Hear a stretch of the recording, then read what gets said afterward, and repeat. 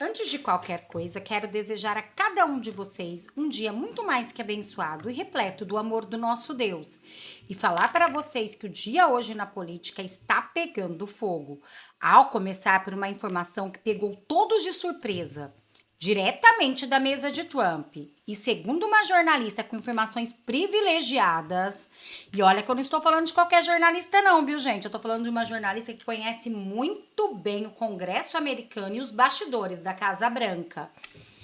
Trump pode realmente decidir que teve fraude aqui nas eleições presidenciais. É isso mesmo. E todos os detalhes e destaque dessa notícia eu vou trazer para vocês. Mas não é só isso não. Ainda temos informações importantíssimas. Eduardo Bolsonaro acabou de revelar uma bomba. Na verdade, todo o plano da esquerda junto com o STF que vai chocar vocês. Mas a cereja do bolo vai vir mesmo na hora que vocês ouvirem que um aliado de Bolsonaro revelou sobre o PT, trazendo todos os seus segredos obscuros e na cara de Davi Alcolumbre, ele simplesmente escancarou toda a verdade. E ele pode realmente, com todas essas revelações, derrubar de vez o governo, mas não só o governo, não. Também o ministro do STF. Segundo informações, tem ministro desesperado. Teve até chororô, viu, gente? Só para vocês terem noção. Como está tenso o nosso judiciário. Bom, gente, eu não vou ficar dando muito spoiler para esse vídeo também não ficar muito longo, tá?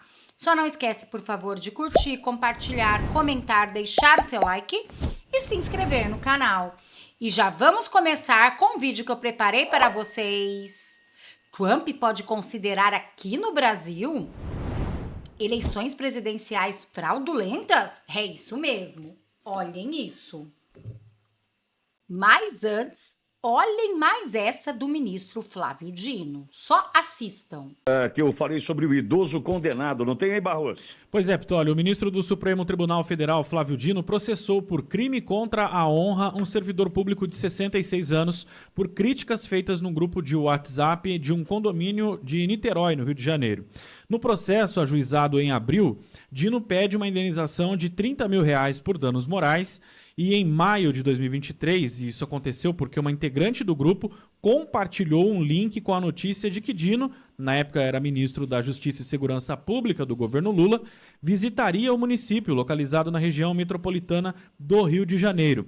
Em resposta, o idoso publicou o seguinte em relação ao agora ministro do Supremo, abro aspas, ministro que visita e se associa ao crime organizado e quer o povo desarmado.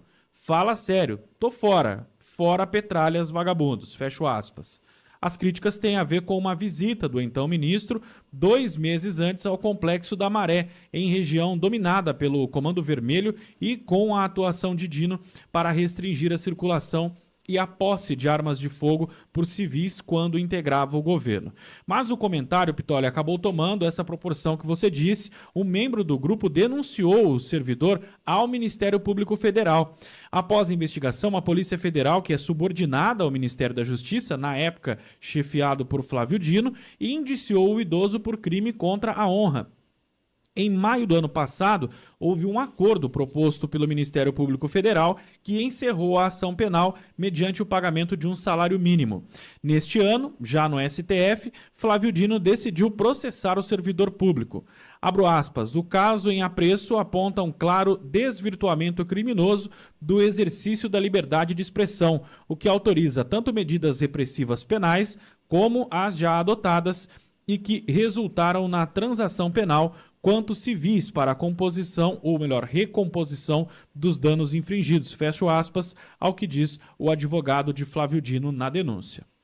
Desvirtuamento criminoso da liberdade de expressão. Guarda esse termo aí, hein?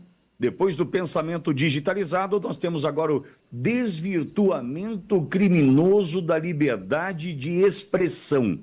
Guardou? Pois é.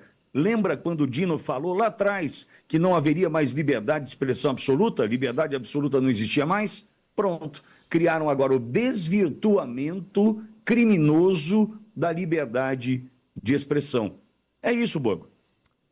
Já que é para ir nesse sentido, já que é para a gente ir lá na Lua, no espaço, né? Já que é para viajar na maionese, Então eu posso entender que é uma retorção imediata a uma agressão injusta. Tá? Porque quando o ministro da Justiça faz uma visita dessa, nessa circunstância, eu entendo como uma agressão ao Estado de Direito e à população. E se ele faz uma agressão injusta ao povo brasileiro, temos o direito de fazer uma retorção imediata a essa agressão injusta. É nessa linha que a gente vai? Agora, infelizmente, essa é uma tese minha. Entre a minha tese e a tese dele, quem que ganha ele sendo ministro? É ele. E olha que vem ainda Luiz Roberto Barroso chorando, querendo falar que aqui não tem censura. Mas antes de eu trazer Luiz Roberto Barroso chorando e dizendo que aqui no Brasil não tem censura, mas antes eu gostaria que vocês vissem o que vai dizer Ana Paula Henkel, com informações privilegiadas diretamente dos Estados Unidos em relação a eleições presidenciais aqui do Brasil. Olhem isso. Depois da condenação, isso só piorou a imagem do Supremo. E o Congresso precisa entender isso logo, porque senão será o Congresso o alvo desse tipo de sanção. Estou falando de presidente de Câmara, de Senado, presidente de CCJ, que já disse, não vou pautar se chegar aqui, essas coisas todas. E lembrei também da investigação comercial da seção 301 aberta pelos Estados Unidos, né, Piotr? Vem em chumbo grosso. Essa é muito pesada. Esse é um problema que a gente criou que era melhor não ter criado, porque isso aí é muito severo, é muito duro. E vai criar problemas porque a gente vai chegar no segundo estágio para negociar tecnicamente, só que depois de uma motivação política que nós demos para eles fazerem isso. E o Brasil tem problemas, não estou falando de questões ambientais, não. Quando se fala, por exemplo, de pirataria, é difícil defender o Brasil. Deixa eu passar para a Ana, mas só uma informação que acaba de chegar. O Copom se reuniu hoje, então o Banco Central decidiu manter a taxa Selic em 15% ao ano. A gente comenta na sequência, mas só para trazer essa informação que foi definida na reunião do Copom da tarde de hoje, Ana, manutenção da taxa em 15%. Bom, esse assunto eu deixo para o Piotr depois. Sobre o Christopher Landau, Paula, ele tem mais um tweet, né, que ele colocou sobre o Brasil há pouco tempo e que ele diz o seguinte no tweet dele, ele fala que a crise atual em nossas relações com o Brasil é um bom momento para reafirmar um ponto básico sobre diplomacia que meu pai estabeleceu há meio século. Não é nosso trabalho como diplomatas dizer a outros países soberanos o que fazer, mas é nosso trabalho deixá-los saber que suas ações podem e terão consequências. E aí, Paula, a atualização que eu tenho para vocês em relação a algumas conversas que eu venho tendo desde a semana passada aqui nos Estados Unidos, duas coisas que me perguntaram bastante nos últimos dias. Uma é, quem é Talhaferro? Esse nome começou a ser mencionado pelos americanos.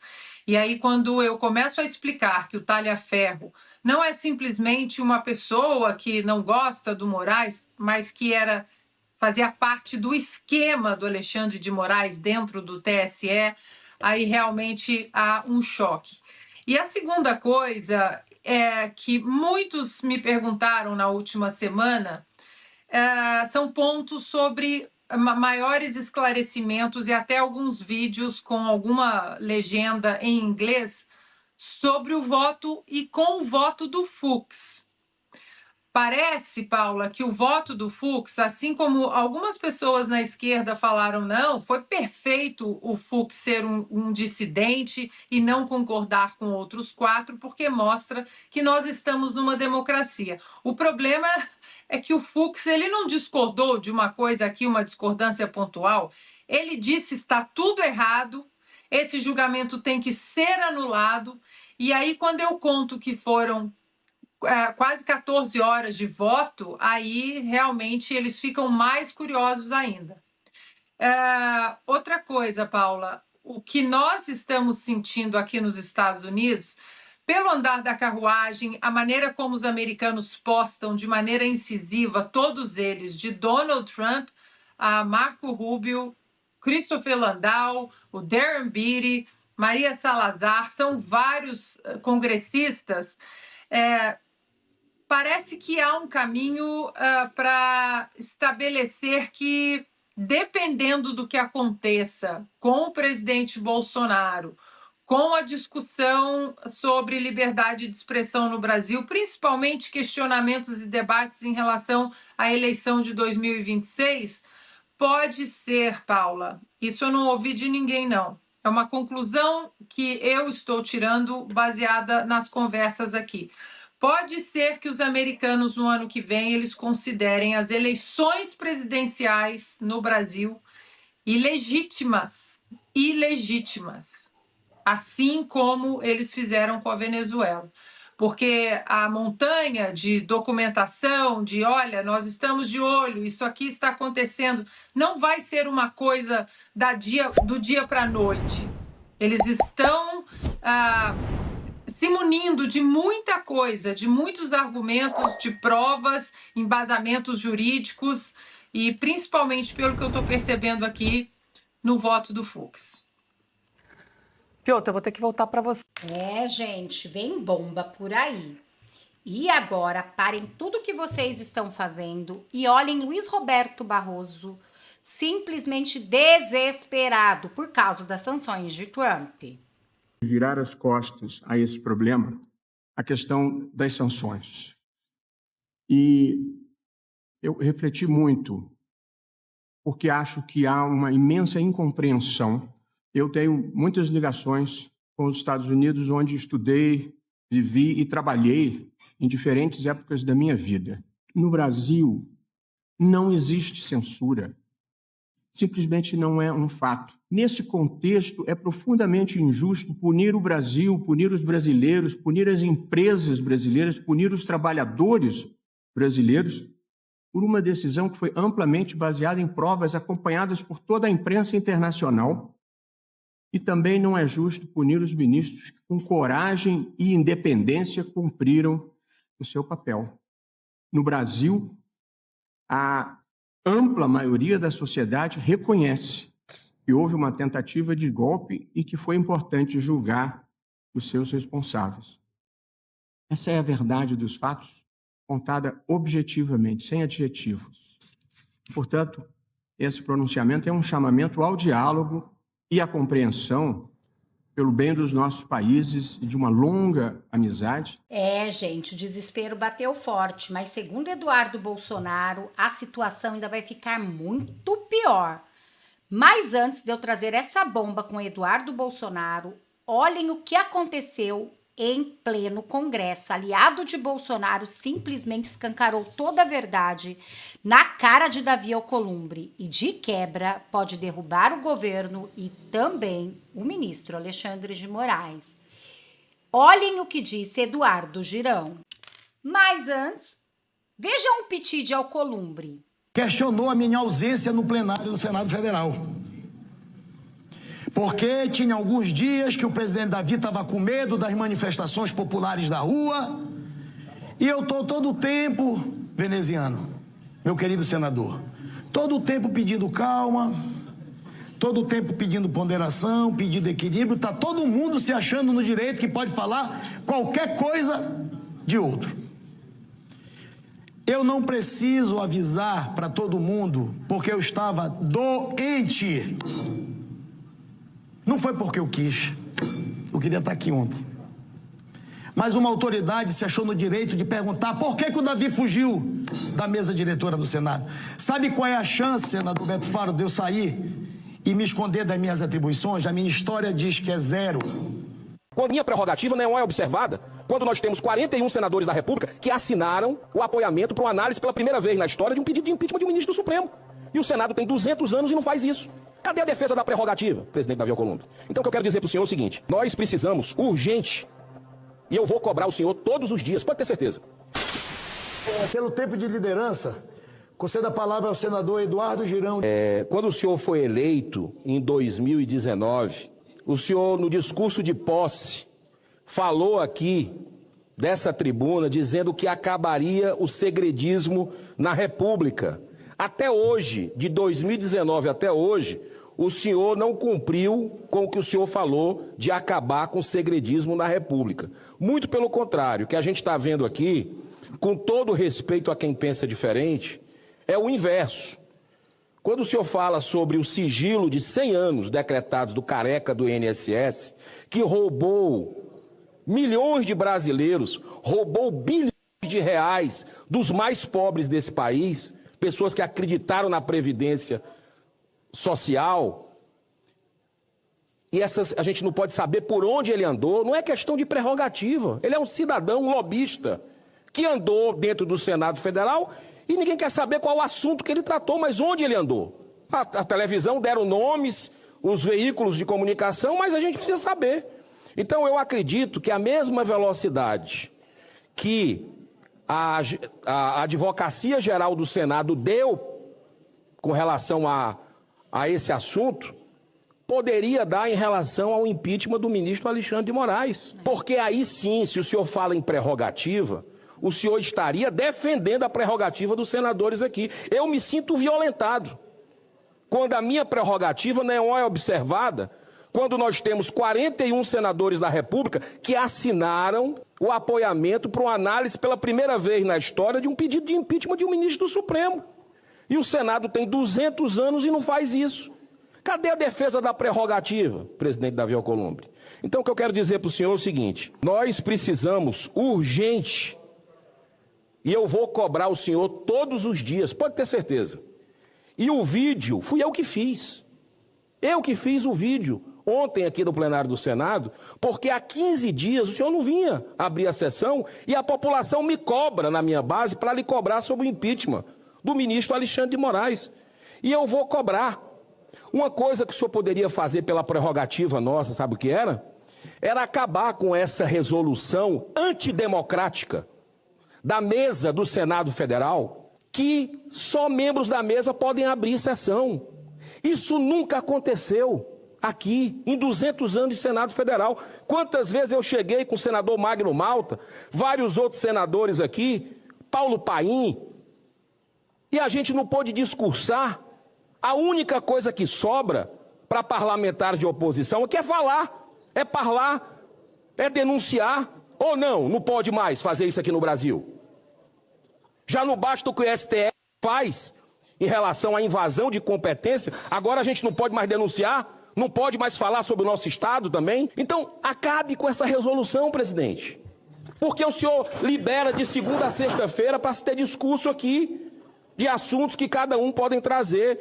O senador Rogério Marinho trouxe essa questão do lobista do INSS, e eu espero que o senhor dê com agilidade essa resposta.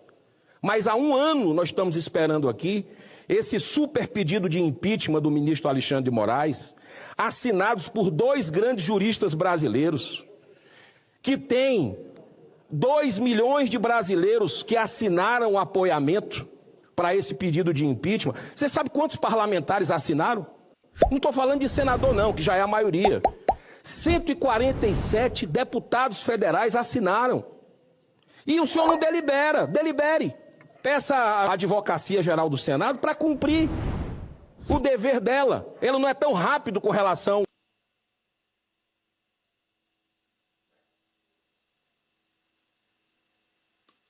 ao careca do INSS. Por que não pode ser com relação ao pedido de impeachment? Para que a gente possa deliberar sobre isso. O meu compromisso é com o povo.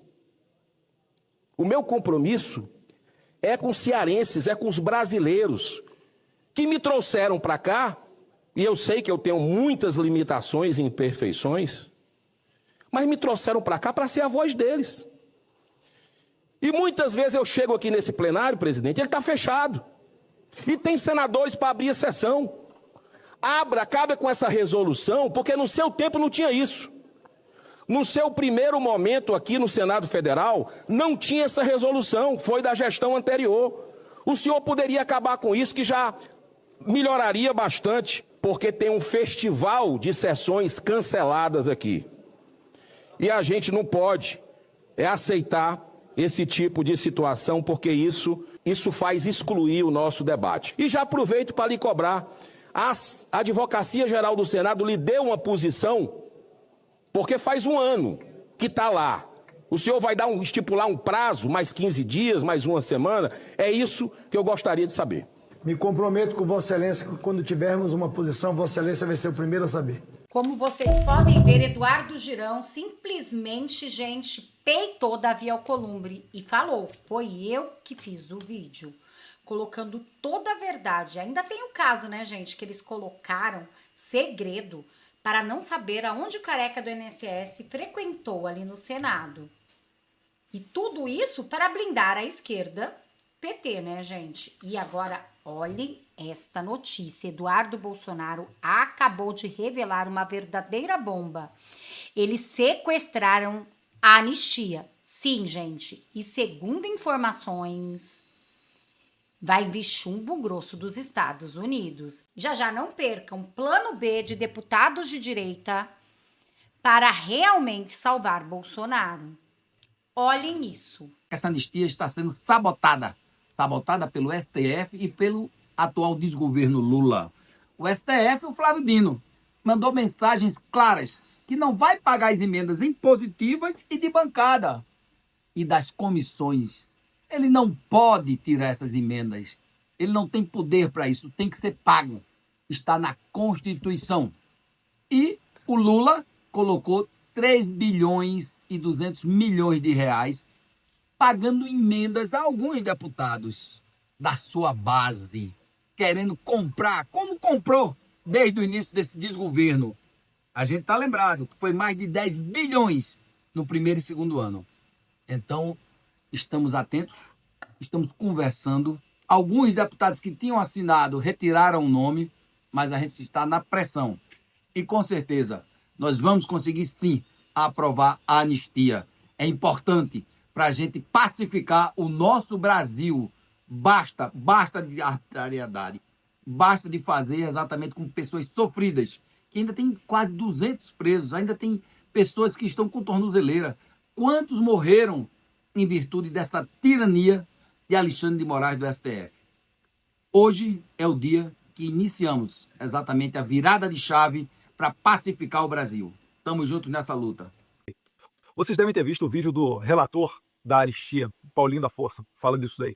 Convenceu o Supremo de que nós precisamos pacificar o país. O país não aguenta mais essa polarização. E para pacificar, vai ter que ser uma coisa que talvez as pessoas não concordem muito, mas que é aquilo que o país precisa. Então vamos conversar com o Supremo também, se for o caso. Se tiver dificuldade, se a gente perceber que tem algum ruído no Supremo, para que a gente possa pacificar. Ele apresenta o tema como se fosse algo entre direita e esquerda e que seja preciso encontrar uma alternativa moderada, no meio termo. Só que, pergunto a ele, seria então justo, ao invés de 14 anos de cadeia, por exemplo, para Débora Rodrigues dos Santos, que escreveu com batom numa estátua, perdeu uma mulher, colocá-la então a 7 anos na prisão? Será que isso daí é o justo? É óbvio que não. Contra a injustiça, eu quero estar do lado oposto. Contra a censura, a violações de direitos humanos, eu quero estar do outro lado. E eu espero muito que o Paulinho da Força não compactue com o Alexandre de Moraes nessas violações. Mas a coisa está tomando um contorno pior, porque ele também se encontrou recentemente com o deputado Aécio Neves e com o ex-presidente Michel Temer. Agradecer aqui o presidente Michel Temer, os maiores juristas do Brasil, presidente da Câmara também por muito tempo, ex-presidente da Câmara, Aécio Neves, deputado federal hoje, esse PL que nós queremos discutir, presidente, para que a gente possa pacificar o Brasil. O Brasil não aguenta mais essa polarização de extrema-direita com extrema-esquerda, o Brasil precisa pensar no futuro, precisa votar projetos importantes. Agora, quantas pessoas Aécio Neves leva para a rua? Por que ele nesse momento está se colocando como uma pessoa moderada para a anistia, quando ele já foi beneficiado pelo regime? Ou pior ainda, por que nós vamos dar ouvido ao Temer, que não cumpriu a sua palavra anterior? Vocês lembram daquela cartinha do Temer, depois do 7 de setembro, que o presidente Bolsonaro fez? Sim. E ficou circulando por aí como certo que houve um acordo intermediado pelo Temer, onde os inquéritos iriam acabar, os inquéritos persecutórios? Por que eu vou confiar então no Temer mais uma vez, sendo que no passado ele não cumpriu com a palavra dele? E eu vou dar mais uma chance a ele? Ou ainda, por que é que eu vou me submeter a fazer um acordo com uma pessoa que quer matar o meu pai?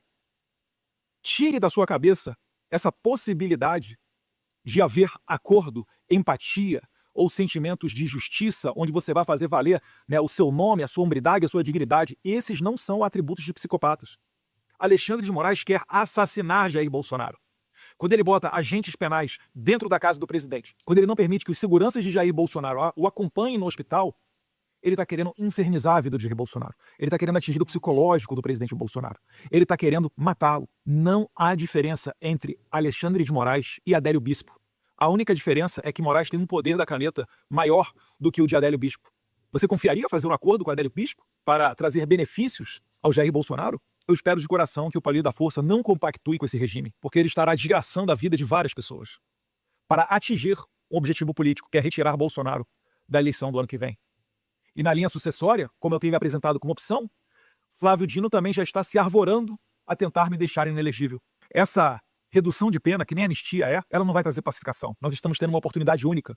Se agirmos diferentes e chancelarmos qualquer coisa que não seja uma anistia ampla, geral e restrita sobre fatos, daremos continuidade a esse regime persecutório.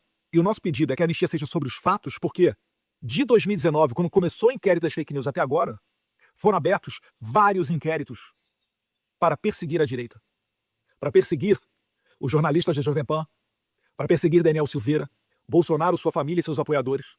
Eles querem um caminho aberto para que apenas, não pessoas moderadas que falam bonitinho, mas sim pessoas que se sujeitam ao poder do regime, para que estas sim tenham a oportunidade de lograr as mais altas cadeiras da nossa república. Então, assim sendo, meus caros, anistia sobre os fatos, fim destes inquéritos persecutórios.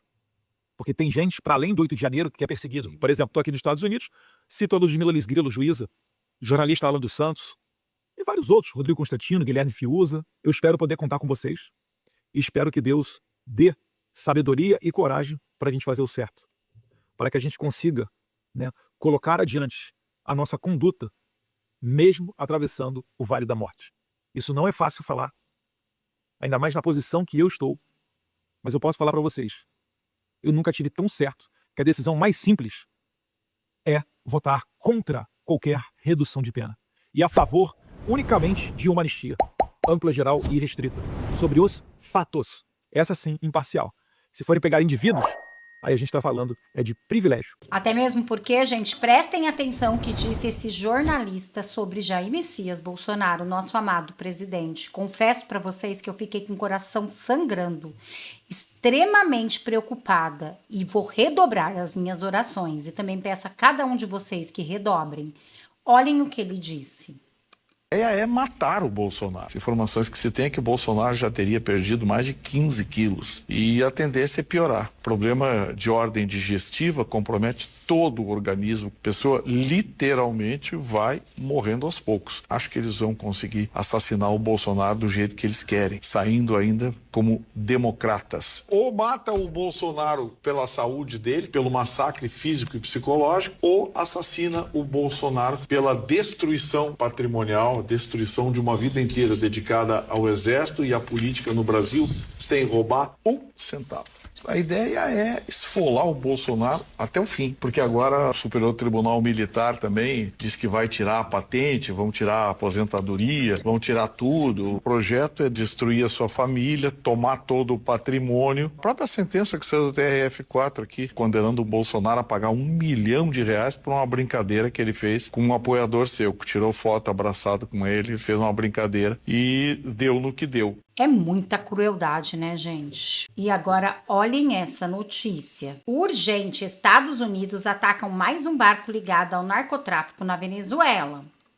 O presidente dos Estados Unidos, Donald Trump, comunicou nesta sexta-feira que militares do Comando Sul realizaram uma nova ofensiva contra o narcotráfico no Caribe. Segundo ele, uma embarcação utilizada por uma organização considerada terrorista foi destruída em águas internacionais, resultando na morte de 3 suspeitos. Trump afirmou que a operação foi autorizada diretamente pelo secretário de guerra sob sua ordem. De acordo com o presidente, informações de inteligência confirmaram que o barco transportava drogas ilícitas por uma rota já conhecida do tráfico. Como vocês veem, Trump não está nem um pouquinho para brincadeira. Ele já falou diversas vezes que não vai deixar nada passar impune. E há quem diga que, na verdade, Trump vê muito além e vê que o Brasil está próximo de uma Venezuela e ele não vai permitir que aqui se torne uma Venezuela. E graças a Deus por isso, né, gente? Porque senão a situação ainda vai ficar muito pior. Hoje, nós estamos passando por isso. Vocês já imaginaram os nossos filhos, os nossos netos, o que vão passar? Aonde um ministro do STF, em pleno século XXI, simplesmente pede uma indenização, processa um idoso só por causa de um vídeo? E ainda vem Luiz Roberto Barroso dizer que aqui não tem censura? Estamos vivendo momentos sombrios no Brasil, onde só Deus pode mudar a nossa história. Por isso que temos que continuar sempre em oração. E agora, olhem essa notícia. Eduardo aposta que nova ordem de Trump pode proteger Bolsonaro. Deputado Eduardo Bolsonaro, do PL, demonstrou esperança de que uma recente ordem executiva do governo dos Estados Unidos, assinada pelo presidente Donald Trump, possa aumentar a pressão de Washington contra a condenação de Jair Bolsonaro pelo STF. Nesta quarta-feira, o parlamentar diz que o caso do pai pode se enquadrar em uma lei de proteção e detenções injustas de norte-americano no exterior. Apesar do ex-presidente não ter nacionalidade nos Estados Unidos, o deputado se apega a um dos trechos da ordem executiva anunciada no início de setembro. Trata-se de um dos artigos da seção 2 da ordem, fortalecendo os esforços para proteger cidadãos americanos da detenção indevida no exterior. Nele, Trump definiu que o Departamento de Estado dos Estados Unidos pode agir, mesmo nos casos em que a detenção injusta ocorra com cidadãos de outros países, mas que Washington tenha interesse nacional, como é o caso do nosso Brasil, né, gente? E também do nosso amado presidente. Vale lembrar que Trump sempre frisa que o que estão fazendo com Bolsonaro é o que tentaram fazer com ele. Mas aqui, gente, eles estão conseguindo ser ainda mais cruel. Vejam quanta crueldade com Bolsonaro. Olha o que disse o jornalista. Olha o que disse Eduardo Bolsonaro. Não tem diferença para o que eles estão fazendo com o que fez Adélio Bispo. Acredito eu que as emoções de Bolsonaro devem estar realmente muito abaladas. Porque um homem honesto, que nunca roubou, não deixou roubar, que amou seu povo brasileiro, que lutou pelo Brasil, que mostrou para a gente o que é patriotismo, o que é amor ao Brasil, coisas que nós já estávamos esquecendo há tempos. Eles fazerem tanta crueldade, a verdade é uma só. O que eles não suportam é que Bolsonaro abriu os nossos olhos. E sim, hoje a gente sabe o nome dos 11 ministros do STF, sabe o que cada deputado e senador está fazendo, quem são os traidores e quem não são. Sabemos realmente a verdade sobre a mídia tradicional e é isso que eles não suportam. Mas eu creio em Deus e creio que Bolsonaro vai sim ficar livre. E segundo esse deputado, eles têm um plano B. Olhem isso. Bovina com anistia. Curioso, né? Mas vem que eu te explico. Bom, todo mundo indignado com a reunião, inclusive, que Paulinho da Força, o relator da anistia, teve ontem com Aécio Neves e Michel Temer. E sabe-se que Gilmar Mendes e Alexandre de Moraes também participaram dessa reunião. Mas, Marcon, como pode um relator se reunir com esse tipo de gente e como pode a gente conseguir aprovar uma anistia ampla, total e restrita? A carne de boi nos mostra que isso é possível. Na reforma tributária, o governo queria cobrar imposto sobre a carne, peixes e outras coisas. A oposição colocou uma emenda ao texto do relator que era ligado ao governo e nós conseguimos aprovar essa emenda tirando o imposto sobre carne bovina. Isso pode ser feito também no PL da anistia. Quando o texto chegar, e aí independe o texto que o Paulinho da Força vai nos mandar, nós podemos colocar lá, olha, o Bolsonaro, pela dosimetria deles, ao invés de ficar 26 anos preso, vai ficar 25 anos, 11 meses e 29 dias. A gente coloca uma emenda dizendo, Bolsonaro e todos os outros presos serão anistiados. E aí é questão de voto. Como é um projeto de lei ordinário, a gente precisa de maioria simples. E a maioria simples, confesso para vocês, neste projeto não é tão difícil de conseguir. Afinal, nós conseguimos 311 votos, num total aí de 480, que foi quem votou na anistia, sendo que a gente precisaria aí de pouco mais de 240. Então, a gente tem uma larga vantagem para conseguir este apoio. E aí tem um grande ponto que a gente tem que trazer aqui para discussão também, que é a questão do interesse do centro de aprovar qualquer coisa que seja relacionada à anistia, porque eles querem livrar a pele deles de novas sanções. E aqui, quando eu falo centro, vocês entendam também os ministros do Supremo, que entendem que se um PL da anistia ou PL da dosimetria for aprovado, tira essa pressão de novas sanções sobre os ministros e eles salvam a pele deles, deixando só o ministro Alexandre de Moraes lá com os problemas da magnística. O problema é que, pelas contas, não tem como aprovar PL da anistia ou propriamente da dosimetria sem o apoio da oposição, porque a conta é simples. A oposição tem 150 votos, o governo tem 150 votos e o centro tem 200. Ou seja, o governo vai votar contra qualquer PL de anistia ou dosimetria. Então, o centro precisa dos votos da oposição. E, para isso, eles vão ter que aceitar o PL da anistia ampla, total e restrita. Entenderam? Não é tão difícil. A gente tem a faca e o queijo na mão. Basta ter paciência e saber conduzir o processo com parcimônia, que a gente vai chegar à vitória. Não desanimem, amigos. O PL da anistia não está enterrado. Muito antes, pelo contrário. Bom, gente, como vocês viram, tem uma luz no fim do túnel. Por isso que eu quero continuar pedindo a cada um de vocês oração pelo nosso Brasil, principalmente pelo nosso amado presidente Bolsonaro, que está passando momentos tão difíceis. Mas eu acredito num Deus que tudo pode. Eu sei que olhando aos olhos humanos parece impossível, mas nós temos um Deus lá no céu que é o Deus do impossível. E ele pode todas as coisas. Ele é o médico dos médicos e o juiz dos juízes.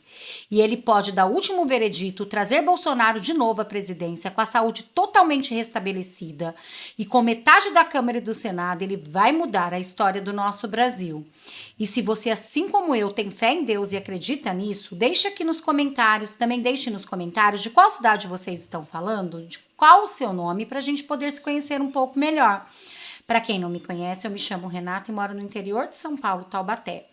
Quero desejar a cada um de vocês um dia muito mais que abençoado, repleto do amor de Deus, continuar pedindo desculpas que eu não estou conseguindo gravar a quantidade de vídeo necessária, porque realmente eu estou com pedra nos rins e é bem dolorido, então assim que eu tomo a medicação e dá uma aliviada, eu venho gravar para vocês e pedir muitas orações por Bolsonaro. Deixe aqui nos comentários, somos todos Bolsonaro, vamos demonstrar o nosso apoio ao nosso capitão. Muito obrigada a todos, que Deus possa abençoar a vida de cada um de vocês 1000 vezes mais. Só não esquece de compartilhar. Até nosso próximo vídeo!